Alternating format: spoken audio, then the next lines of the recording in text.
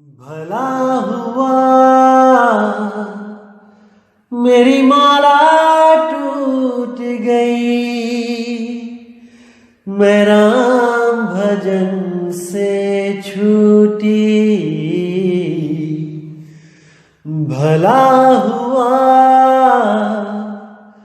मेरी माला टूट गई, मैं राम भजन से छूटी। मेरे सिर से टली बला, भला हुआ मेरी माला टूट गई, मैं राम भजन से छूटी। मैं राम भजन से छूटी। नमस्कार मेरे प्यारे भाइयों, मेरे परमात्मा के प्यारे जीव हंसों। मैं हमेशा मालिक से यही दुआ करूंगा कि आप सब मेरे भाइयों का विवेक पहले से ज्यादा और ज्यादा और ज्यादा से ज्यादा बढ़ता ही जाए। बस मेरे दिल की यही अरदास है कि ऐसी कोई चीज ना रहे जो आपको समझ ना आए। हर चीज आपको बिल्कुल क्रिस्टल क्लियर होती जाए।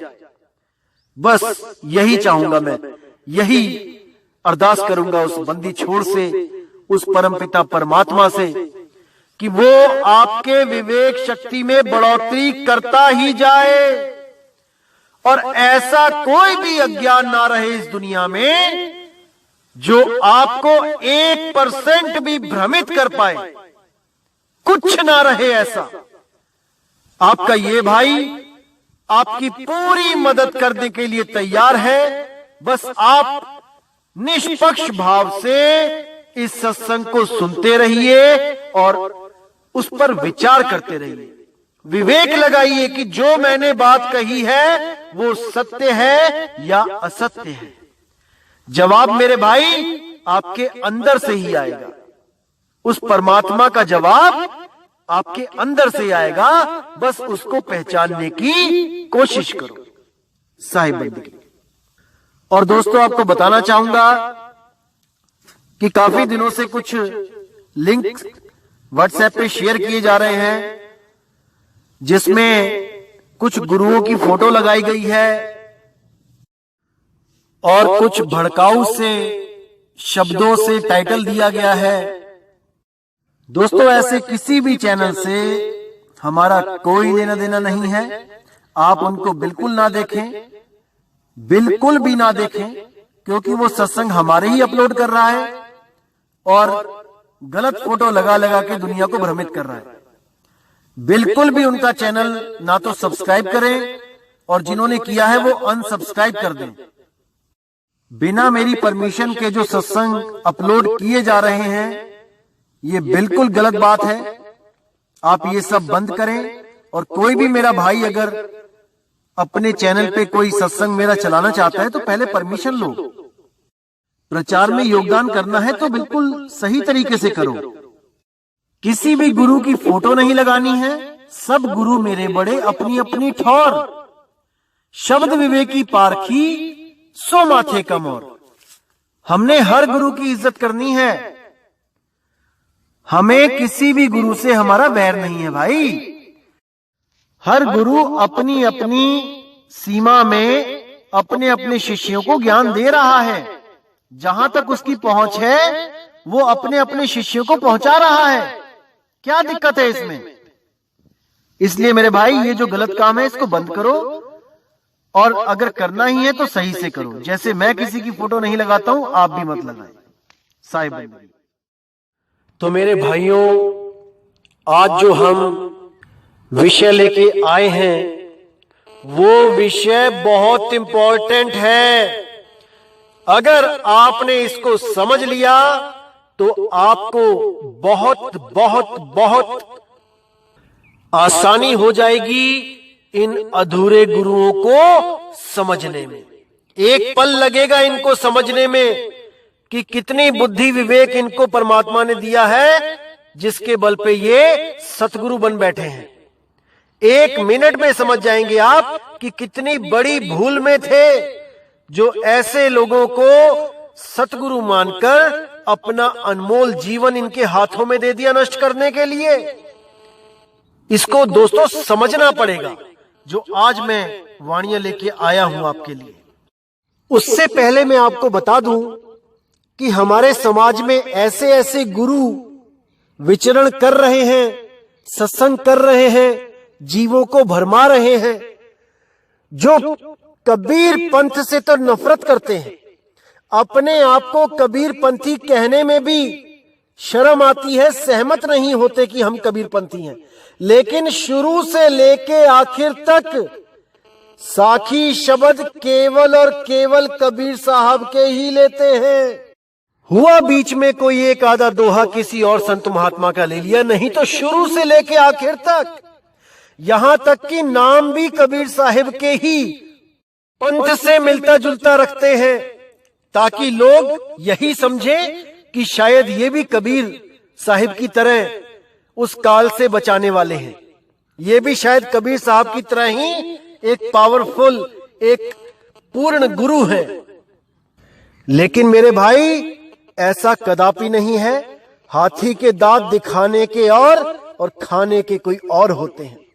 कबीर साहब के नाम पे, कबीर साहब की बंदगी के नाम पे अपने पंथ का नाम तो रख लिया, कोई बात नहीं, रख लिया तो रख लिया, लेकिन मेरे भाई उतना विवेक कहां से लेके आओगे जो कबीर साहब के शिष्यों के पास कबीर साहिब के द्वारा दिया जाता है? वो विवेक कहां से लेके आओगे?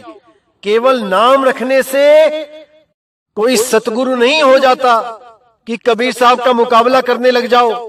कबीर साहब को बोलो कि वो एक भी जीव नहीं ले जा पाए सतलोक तक, बेरंग लिफाफे की तरह आए और बेरंग लिफाफे की तरह चले गए, और आप यहां ट्रक भर भर के ले जाने के लिए आए हो। सुधर जाओ भाई, सुधर जाओ, अभी समय है।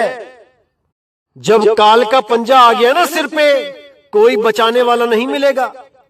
सुधर जाओ, संभल जाओ, उस मालिक के नाम से जुड़ जाओ। तो दोस्तों, नाम नहीं लूंगा, लेकिन आप खूब समझ जाएंगे कि वो कौन सा पंथ है काल के द्वारा चलाया जा रहा है। एक एक चीज आप समझ जाएंगे कि कितना विवेक है उन गुरुओं में, जो वाणियां पढ़ तो लिए लेकिन उनके भाव को नहीं समझ पाए, उसके सार को नहीं समझ पाए। तो दोस्तों, आज वही वाणियां ली जाएंगी और इनके सार शब्द का जो भेद है वो खोला जाएगा कि वो कैसा सार शब्द है जो ये जीवों के कान में देकर उनको उस धू धू शब्द से जोड़ देते हैं। वो शब्द जो अंत समय में धू धू करता हुआ आएगा। अब सोचने वाली बात है दोस्तों, धू धू ये शब्द जो आया है ये कहां से आया है? ये कैसा शब्द है जो धू धू करता आता है? आज इस पे विचार करेंगे कि ये धू धू आया कहां से इनके दिमाग में, कैसे इतनी संगत के सामने इन्होंने कह दिया कि वो शब्द धू धू करता आता है। आज इस धू धू की पूरी पोल खोलेंगे और इसके बारे में, इस धू धू के बारे में एक एक चीज बताई जाएगी। आप अच्छी तरह समझें और इस धू धू से हमेशा के लिए आजाद हो जाएं। तो सबसे पहले तो मैं ये बता दूं कि कबीर साहब की वाणियां पढ़ पढ़ के, नानक साहब की वाणियां पढ़ पढ़ के, गरीबदास जी की वाणियां पढ़ पढ़ के, इन नाथ पंथियों को जो आजकल सफेद कपड़े पहन के कबीर पंथी बन गए हैं, सतगुरु बन गए हैं, लेकिन इनके नामदान के तरीके वही पुराने नाथ पंथियों वाले हैं। कान में फूंक मार देना, उसी को कहना सार शब्द है, उसी को कहना कि आत्मा को जगा दिया गया है, उसी को कहना कि मन से अलग कर दिया गया है आत्मा को। ये सब नाथ पंथियों के नियम हैं, नाथ पंथियों के नामदान देने के तरीके हैं। लेकिन इन नाथ पंथियों के हाथ में कबीर साहब का, नानक साहब का, गरीबदास जी का जो ज्ञान लग गया, जो बाणियां लग गईं, तो इन्होंने अपने नामदान का तरीका तो नहीं बदला, लेकिन उन बाणियों में से कुछ एक बातें ऐसी निकाल ली जो ये अपने ज्ञान से मैच कराने लग गए, और उसी के द्वारा ये अपने आप को सतगुरु घोषित करने लग गए, परम गुरु घोषित करने लग गए। दोस्तों, काम वही कर रहे हैं जो एक नाथपंथी कर रहा है। आपको नहीं यकीन है, किसी भी नाथ पंथ में जाके आप नामदान ले लीजिए, आपके कान में वो फूंक मारेगा और कहेगा यही सार शब्द है, आज से तू मेरा चेला और मैं तेरा गुरु। यही काम यही कर रहे हैं। बस इन्होंने सतगुरु सतनाम जो मंत्र है वो श्वासों पे रटने के लिए दे दिए हैं। श्वास अंदर लिया सतगुरु, श्वास छोड़ा सतनाम, श्वास अंदर लिया सतगुरु, श्वास छोड़ा सतनाम, और ध्यान सिर से 1.25 हाथ ऊपर लगाने के लिए बोल दिया, वहां पे अष्टम चक्र बना दिया, सुरती कमल बना दिया। सब डुप्लीकेट ज्ञान, बिल्कुल गलत ज्ञान। इन्हीं कान में फूकने वाले गुरुओं के लिए कबीर साहब की वाणी है जो ये कभी नहीं दिखाएंगे। और वाणी क्या है? कन फुक्का गुरु हद का, बेहद का गुरु और जब बेहद का गुरु मिले तब मिले ठिकाना ठौर। जितने भी गुरु ये कान में फूंक मार के चेला बनाते हैं, ये सब अधूरे गुरु हैं। ये सब काल के जाल में फंसाने के लिए आए हैं। और ये भरमाते हैं जीव को ये कह के कि तुम्हारी आत्मा को मैंने ताकत दे दी है। अरे मेरे भाई, आत्मा स्वयं में पूर्ण है, उसको किसी ताकत की जरूरत नहीं है। वो अडोल है, वो डोलती नहीं है, उसे किसी ताकत की जरूरत नहीं है। जो शब्द गुरु का भेद दिया जाता है वो सुरती को दिया जाता है। लेकिन आप लोगों के दिमाग में ये चीजें नहीं जाने वाली, क्योंकि आप लोग केवल और केवल इस दुनिया को भरमाने के लिए और बड़े बड़े आश्रम बनाने के लिए ही इस दुनिया में आए हो, और वो काम बहुत अच्छी तरह पूरा करके आप चले जाओगे एक दिन। लेकिन जीव जो धक्के खा रहे हैं, अब वो इस ज्ञान को समझ के हमेशा के लिए जन्म और मरण को खत्म करके अपने निज स्वरूप को प्राप्त हो जाएंगे। यही मैं मालिक से अरदास करता हूं, यही मैं उससे वंदना करता हूं। तो सबसे पहले वाणी देखेंगे सतगुरु बंदी छोड़ कबीर साहिब की। क्या कहती है वाणी? दोस्तों, ये वाणी तब की है जब गोरखनाथ जी के साथ कबीर साहब की गोष्ठी हुई थी। और जब गोरखनाथ जी ने कबीर जी से पूछा कि कब से भय बैरागी कबीर जी, कब से भय बैरागी? नाथ जी, कबीर साहब बोले, नाथ जी जब से भय बैरागी मेरी आदि अंत सुध लागी। धूधू कार आदि को मेला, नहीं गुरु नहीं चेला, जब का तो हम योग उपासा, तब का फिरूं अकेला। अब यहां पर जो धूधूकार आ गया, अब इन लोगों ने क्या किया? शब्द तो पढ़ लिया कि धूधू लिखा है, धूधूकार लिखा है, लेकिन इसका भाव नहीं समझ पाए। ये असल में धूधूकार क्या है? कुछ लोग इसको धुंध भी समझ लेते हैं कि धुंध थी, पहले केवल धुंध थी और धुंध में से ही ये प्रकाश हुआ और ये संसार पैदा हो गया। जबकि ये सीधे शब्द की तरफ इशारा है। धूधूकार यानी उस शब्द की तरफ जिसमें धुन है। धूधू एक धुन है, लेकिन वो सार धुन यहां पे लिखी नहीं जा सकती, इसलिए कहीं पर उसको बांसुरी, कहीं पे उसको कुछ और नाम देके, कोई मधुरवाणी नाम देके, कहीं उसको शब्द गुरु नाम देके उस आवाज की तरफ इशारा किया जाता है, उस धुन की तरफ इशारा किया जाता है। इसीलिए यहां पे धूधूकार लिखा गया है।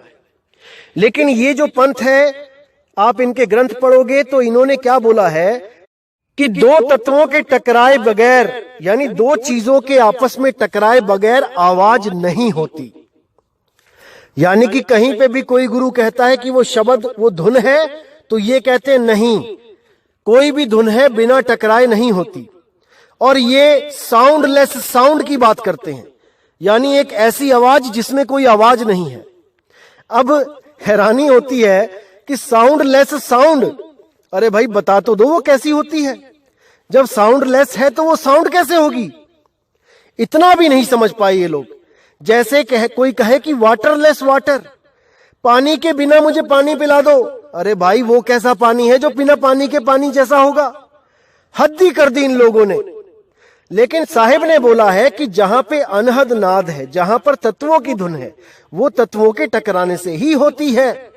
लेकिन जो आत्मिक धुन है, आत्मा की अपनी नाद है, वो बिना किसी तत्व के निही तत्व नाद है। उसी को धूधूकारा बोला है। जब कोई पवन पानी 5 तत्व नहीं थे तब भी वो धुन थी।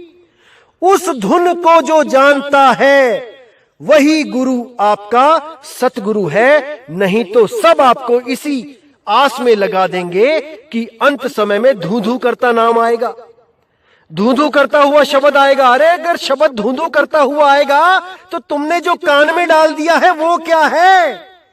वो क्या शब्द नहीं है? जो आपने कान में डाला है वो क्या है? अगर कोई और धू धू करता हुआ शब्द आएगा अंत समय में लेने, इतना भी विवेक नहीं लगा पा रहे हैं जीव और अपने आप को इन काल दूतों के सपुर्द कर बैठे हैं। कोई इनसे पूछने वाला हो, जब सारी आवाजें तत्वों के टकराने से ही होती हैं, तो ये धू धू की आवाज बिना तत्वों के टकराए कैसे हो सकती है? कोई पूछने वाला नहीं है। अंधी भेड़ की तरह सब एक के पीछे एक चलते हुए खाई में गिरते जा रहे हैं, लेकिन कोई नहीं समझ पा रहा है कि हमारा नुकसान कहां पे हो रहा है। विवेक लगाने को तैयार नहीं है, और कोई अगर दे तो उससे दुश्मनी मोल लेने को तैयार है, उनको गालियां देने को तैयार है, लेकिन विवेक लगाने को कोई तैयार नहीं है, क्योंकि अभी अपने जीवन की कीमत नहीं पता कर पाए हैं। जिस दिन इस जीवन की कीमत पता लग जाएगी, उस दिन यही लोग अपने ही गुरुओं के खिलाफ खड़े हो जाएंगे, क्योंकि उनको पता लग जाएगा ये गुरु मेरा बेड़ा पार करने नहीं, ये मेरा बेड़ा गर्क करने आया है। लेकिन ये तभी होगा जब विवेक जागेगा परमात्मा की दया से। तो साहिब कहते हैं, धुंधुकार आदि को मेला, नहीं गुरु नहीं था चेला, जब का तो हम योग उपासा, तब का फिरूं अकेला। धरती नहीं जद की टोपी दीना, ब्रह्मा नहीं जद का टीका, शिव शंकर से योगी ना थे, जद का झोली शिक्का। द्वापर को हम करी फावड़ी, त्रेता को हम दंडा, सतयुग मेरी फिरी दुहाई, कलयुग फिरो नौखंडा। गुरु के वचन साध की संगत, अजर अमर घर पाया, कहे कबीर सुनो हो गोरख, मैं सबको तत्व लखाया। वो मैं ही हूं जो सबको आत्म तत्व लखाने इस दुनिया में आता हूं, नहीं तो सब के सब इन्हीं श्वासों में उलझे हैं, इन्हीं श्वासों में, इन्हीं पांच तत्वों में, इन्हीं अनहद नादों में, इन्हीं अजपा जाप में सब उलझे हैं। ये तो केवल मैं हूं जो तत्व लखाने समय समय पर इस दुनिया में आता रहता हूं, नहीं तो इस दुनिया में कोई नहीं है जो आत्मज्ञान करा सके। बातें तो सब कर सकते हैं, ग्रंथ सब भर सकते हैं आत्मज्ञान के ऊपर, लेकिन आत्मज्ञान का अनुभव नहीं कर सकते, क्योंकि वो गुप्त भेद उसको नहीं पता लग सकता जो एक बार भी गर्भ जून से बाहर आ गया। जो भी गर्भ जून में उल्टा लटक गया तो समझ जाओ कि माया ने उसको भरमा दिया, और जिसको माया ने एक बार भरमा दिया उसको केवल और केवल परमात्मा ही रास्ते पे ला सकता है, अन्यथा कोई नहीं, कोई नहीं। तो दोस्तों, दूसरी वाणी हम लेंगे गरीबदास जी की वाणी से, जहां पर उन्होंने सृष्टि रचना का प्रमाण दिया है कि सृष्टि रचना से पहले क्या था। तो देखिए वो क्या कह रहे हैं कि आदि रमैनी अदली सारा, जा दिन होते धू धूकारा, सत्य पुरुष कीना प्रकाशा, हम होते तखत कबीर खवासा। मन मोहिनी सिरजी माया, सत्य पुरुष एक ख्याल बनाया, धर्म राय सिरजे दरबानी, 64 जुग तप सेवा ठानी। अब यहां पर गरीबदास जी महाराज ने साफ लिख दिया कि आदि रमैनी अदली सारा, जादिन होते धुंधुकारा। तो इन लोगों ने इन वाणियों में से शब्द तो पढ़ लिए कि धुंधुकार लिखा है, लेकिन उस धुंधुकार के भेद को ये नहीं जान पाए, और इन्होंने उठाकर उसको धूधू नाम बना दिया कि धूधू शब्द आएगा अंत समय में और धूधू करता हुआ आपको ले जाएगा। और सभी के सभी उस धूधू के चक्कर में मूर्ख बने बैठे हैं, इंतजार कर रहे हैं कि वो धूधू करता हुआ आएगा और हमें लेके जाएगा। अरे मेरे भाई, ये धूधूकार कोई धूधू नहीं है शब्द जो जिसकी आवाज धूधू जैसी होगी।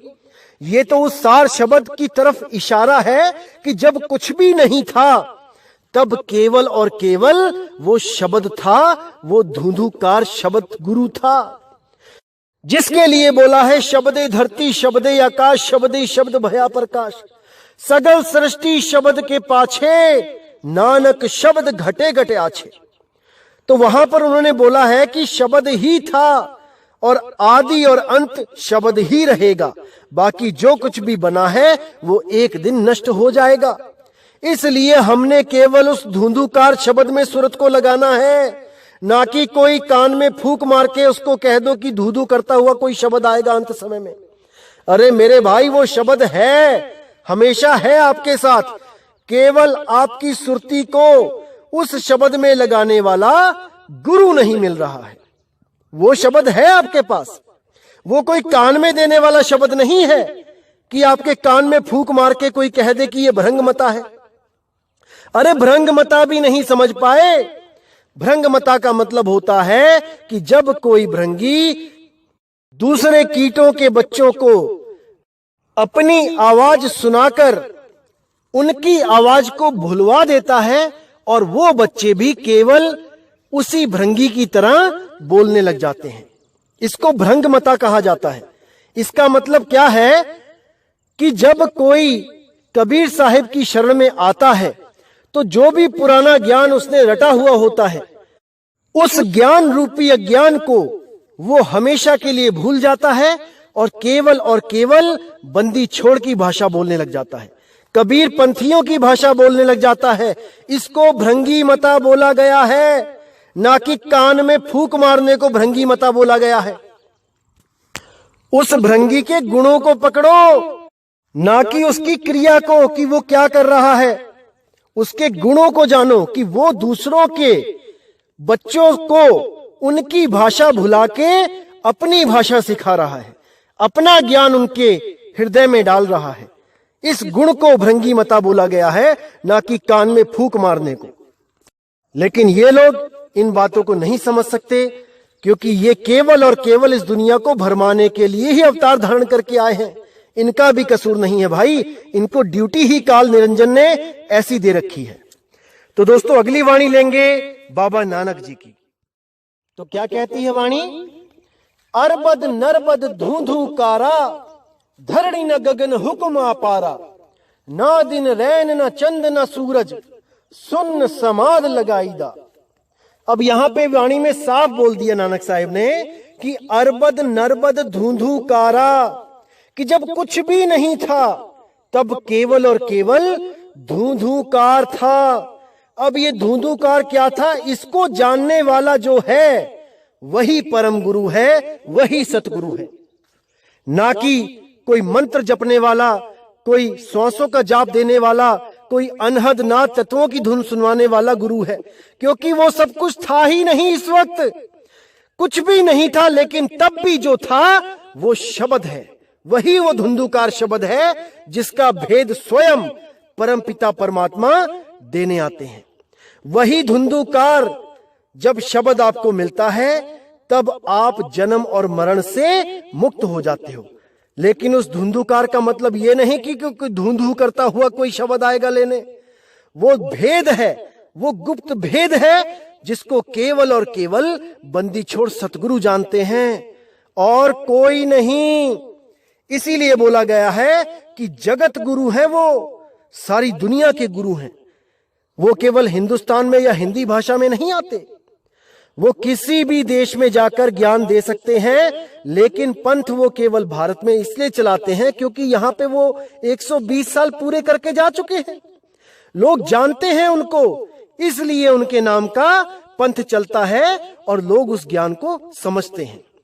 लेकिन जब वो विदेशों में मिलते हैं किसी भी जीव को, तो वो उसका कल्याण करते हैं, ऐसा नहीं है कि नहीं करते हैं। या केवल हिंदुस्तानियों का ठेका लिया हुआ है उन्होंने, ऐसा नहीं है। वो अंग्रेजों के साथ अंग्रेजी बोलते हैं, पंजाबियों के साथ पंजाबी बोलते हैं, अरबियों के साथ अरबी बोलते हैं, जापानियों के साथ जापानीज बोलते हैं और चाइनीज के साथ चाइनीज बोलते हैं। कोई भाषा उनसे जुदा नहीं है, क्योंकि वो स्वयं कहते हैं हम हैं शब्द शब्द हम माही और हमसे भिन्न और कछु नाही। ये जितने भी शब्द हैं ये मेरे से ही प्रकट होते हैं, इसी आत्मदेव से प्रकट होते हैं। और वो तो परमात्मा है भाई, वो हर भाषा को जानता है, उसको कोई पढ़ाई लिखाई की जरूरत नहीं है। अरे वो यहां आके नहीं कभी स्कूल गए, कभी कागज कभी कलम नहीं छुआ उन्होंने, तब भी वो इतने वाणियां बोल के गए, जिसकी एक एक वाणी पे आज बनारस में पीएचडी कर रहे हैं लोग। तो दोस्तों, वो कोई छोटी मोटी हस्ती नहीं है, वो बंदी छोड़ है, वो परमपिता परमात्मा है। देह को साइड में कर दो और विदेह रूप में उनको जानो कि वो घट घट में रमने वाले राम हैं। उनके अलावा कोई नहीं है जो इस बंधन से छुड़ा सके। और ऐसे देही गुरु हजारों मिलेंगे आपको, जो अपने आप को विदेही होने का झांसा देके आपको अपना शिष्य बनाएंगे। लेकिन उनको पूछो, विदेही का मतलब पता है क्या होता है? अरे विदेही का मतलब है 4 दाग से न्यारा। अरे 4 दाग से सतगुरु न्यारे अजरो अमर शरीर, और कोई गाडे कोई अग्नि जरावे, ढूंढ ना पायो शरीर, जपो रे मन केवल नाम कबीर। 4 दाग से न्यारा होना ही विदेही है। कौन कौन से 4 दाग? सबसे पहला दाग जन्म का, वो गुरु गर्भ में नहीं आना चाहिए। अगर कोई गुरु गर्भ से आया है तो वो 4 दाग से न्यारा नहीं है। और जो भी गुरु गर्भ से आया है वो परमात्मा नहीं हो सकता, क्योंकि साहिब सबका बाप है, बेटा किसी का नहीं, और गर्भ से पैदा हुआ सो तो साहिब नहीं। वो साहिब नहीं है। अलग अलग पंथों के लोग अपने अपने गुरु को परमात्मा सिद्ध करने में, घोषित करने में लगे रहते हैं। कबीर साहब को भी उनका शिष्य बनाने में उनको बिल्कुल लज्जा नहीं आती कि कबीर साहब भी हमारे ही गुरु से नामदान लेने आए थे, उन्हीं ने उनको पार किया है। ऐसी ऐसी कहानियां सुनाएंगे आपको, और ग्रंथ भरे पड़े हैं इन कहानियों से, इन झूठी कहानियों से ग्रंथ भरे पड़े हैं। लेकिन साहिब कहते हैं कि जो गर्भ से पैदा हो गया, फिर तो उसके माँ बाप हो गए इस दुनिया में, फिर तो परमात्मा के भी माँ बाप हो गए, कोई परमात्मा से भी बड़ा उसका बाप हो गया जिसकी वजह से वो इस दुनिया में आया है। नहीं मेरे भाई, साहिब सबका बाप है, बेटा किसी का नहीं, किसी का नहीं। जिस भी संत के साथ उसके पिताजी का नाम जुड़ गया, समझ जाओ वो देही गुरु है, विदेही गुरु नहीं है। तो पहला दाग है जन्मना, दूसरा दाग है भोजन करना। जो भोजन करता है, इस शरीर को पालता है, वो विदेही गुरु नहीं है। कबीर साहब के लिए बोला गया है संतों के द्वारा, पानी से पैदा नहीं, श्वासा नहीं शरीर, अन्न आहार करता नहीं, अरे वाको नाम कबीर। वो कभी कुछ खाते पीते नहीं है, उनको जरूरत ही नहीं है, क्योंकि वो इस 3 लोक के द्वारा नहीं पैदा हुए हैं कि इस मिट्टी के द्वारा पैदा हुए हैं और मिट्टी खा के मिट्टी बढ़ानी है, उन्होंने शरीर बढ़ाना है। अरे ये मिट्टी की ढेरी तो हम लादे फिर रहे हैं। वो विदेही हैं, विदेही। बिना श्वासों के, बिना अन्न जल के वो किसी प्रकार का कोई भोग नहीं करते, वही विदेही पुरुष हैं। समझ जाओ इस बात को। तीसरा जो गुण होता है वो होता है भोग का, शादियों का। परम गुरु कभी किसी के साथ शादी नहीं करते। अरे सब तो उनके बच्चे हैं, किसके साथ भोग करेंगे? अपने बच्चों के साथ भी कोई शादी करता है क्या? समझो इस बात को। वो परम पिता परमात्मा है, वो कभी किसी के साथ भोग नहीं कर सकता। और जो चौथा दाग है वो है मृत्यु का। उस परम पिता परमात्मा को कोई मार नहीं सकता, और ना ही वो इस दुनिया में मर के जाता है कि लाश पड़ी हुई है कहीं और लोग उसको खींच रहे, तान रहे हैं। नहीं, वो जैसे आता है वैसे ही जाता है। बिना माँ बाप के आता है, बिना शरीर छोड़े जाता है। शरीर तो मात्र एक इंद्रधनुष की तरह होता है, जो दिखता तो है लेकिन होता नहीं है। केवल हमें दिखाया जाता है कि मैं हूं, लेकिन होते नहीं हैं। बस इसी को समझ जाना है। देह विदेह में यही फर्क है। इसीलिए 52 बार कबीर साहब को मारा गया, लेकिन कोई मार नहीं पाया। कोशिश पूरी करी। कई लोग तो यह भी नहीं मानते कि कबीर साहब को 52 बार मारा गया। भाई, गुरु ग्रंथ साहब में दर्ज है, अंग नंबर 1162 में साफ लिखा है, गंग गुसाइन गहन गंभीर, जंजीर बांध कर खरे कबीर, मन ना डिगे तन काहे को डराई, चरण कमल चित रहे समाई। गंगा की लहर मेरी टूटी जंजीर, मृग छाला पर बैठे कबीर। कहे कबीर को संग न साथ, जल थल राखन है रघुनाथ। अब यहां पर वो महिमा गा रहे हैं उस परमात्मा की, लेकिन भाई ये हमसे छुपाया जा रहा है कि वो स्वयं परमात्मा हैं। वो किसी को नहीं बताते कि वो स्वयं परमात्मा है, क्योंकि वो यहां पर अपनी पूजा करवाने नहीं आते। वो हमें हमारा ही आत्मज्ञान देने आते हैं। वो हमें हमारा तत्व ज्ञान देने आते हैं कि हम कौन सा तत्व हैं। हम ये 5 तत्व हैं या हम इन 5 तत्वों से न्यारा वो आत्म स्वरूप, वो नी तत्व है, नी अक्षर है। इसी को समझाने के लिए वो बार बार इस दुनिया में आते हैं और हमें समझाकर अपने निज स्वरूप को प्राप्त करने में मदद करते हैं। इसीलिए हम उनको बंदी छोड़ कहते हैं। हमारे बंधनों को तोड़ने वाले, बंधनों से छुड़ाने वाले केवल वही एक पुरुष हैं, एक हमारे साथी हैं। नहीं तो मेरे भाई हर आदमी यहां फंसाने वाला ही मिलेगा। कुछ आपको अपने लाभ के लिए फंसा लेते हैं, कुछ आपको अपनी जय जयकार के लिए फंसा लेते हैं, कुछ खुद को महान सिद्ध करने के लिए आपको मूर्ख बनाते हैं। सबका यही धंधा है। केवल और केवल वो बंदी छोड़ कबीर निष्भाव से, निष्पक्ष होकर आपको सत्य से रूबरू कराने आते हैं और आपको हमेशा के लिए आपका निज स्वरूप प्रदान कर देते हैं। यही उस मालिक की लीला है, यही उस बंदी छोड़ की दया है। तो दोस्तों, आज का सत्संग मैं यहीं समाप्त करता हूं और उम्मीद करता हूं कि आपको ये बातें समझ में आ रही होंगी और आगे से आगे आप इन जो अधूरे गुरु हैं इनको अच्छी तरह समझ भी जाओगे और इनके जाल से निकल भी जाओगे। मैं यही परमात्मा से दया करता हूं कि जल्दी से जल्दी आपका विवेक जागे और आप इन बंधनों से बाहर आ जाओ। बस यही अरदास है मेरी। तो दोस्तों, अब मुझे विदा करें। जय गुरु बंदी छोड़ वैराग साहिब, जय गुरु बंदी छोड़ साधु शरण साहिब, जय गुरु बंदी छोड़ बाबा नानक साहिब, गरीबदास जी महाराज, मेरे गुरु अंगद देव जी, मेरे बाबा मदन साहिब जी। जय जय सतगुरु बंदी छोड़ सतगुरु सत्य कबीर साहिब की सदा ही जय हो, सदा ही जय हो मेरे मालिक की साहिब बंदगी सतनाम। तो क्या कहती है वाणी?